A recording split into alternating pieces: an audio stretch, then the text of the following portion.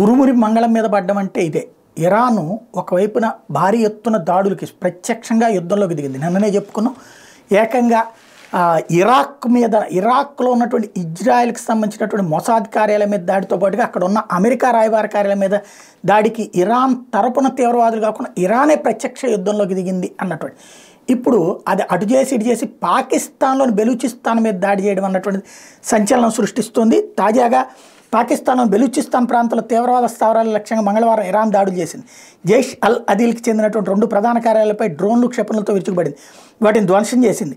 జైష్ అల్ అదీల్ సున్నీ militant group Pakistan కేంద్రంగా పనిచేస్తూ ఇరాన్లోని సిస్తాన్ బలూచిస్తాన్లో కార్యకలాపాలు నిర్వహిస్తుంది. ఐఎస్ఐఎస్ స్థావరాలు ఇరాక్లో సిరియాలో ఉంటే దాన్ని ధ్వంసం చేసింది. మొన్ననే ఇరాన్లో జరుగుతున్నటువంటి ఒక ఊరేగింపులో ఐఎస్ఐఎస్ దాడులకు పాల్పడింది. దాంతోపాటుగా ఇరాన్కి వ్యతిరేకంగా పనిచేసి ఇరాన్ ఏమో కొన్ని తీవ్రవాద సంస్థలని అమెరికా ఇజ్రాయెల్ లాంటి వాటి మీద దాడులు చేపిస్తుంటుంది. ఇప్పుడు ఇరాన్కి వ్యతిరేకంగా అదే మతానికి సంబంధించిన కొన్ని తీవ్రవాద సంస్థలు వస్తుంటే వాటి మీద దాడులు ఇప్పుడు చేస్తుంది. అందులో భాగంగానే పాకిస్తాన్లో ఉన్నటువంటి బెలూచిస్తాన్లోని ప్రాంతంలో తీవ్రవాద స్థావరాలు ఉన్నటువంటి పేరుతో సిస్తాన్ బెలూచిస్తాన్లో కార్యకలాపాలు నిర్వహిస్తున్నటువంటి జైష్ అల్ అదీల్ సున్నీ మిలిటెంట్ గ్రూప్ మీద అటాక్ చేసింది. వీళ్ళు షియాలు అక్కడ వచ్చినటువంటి గొడవ.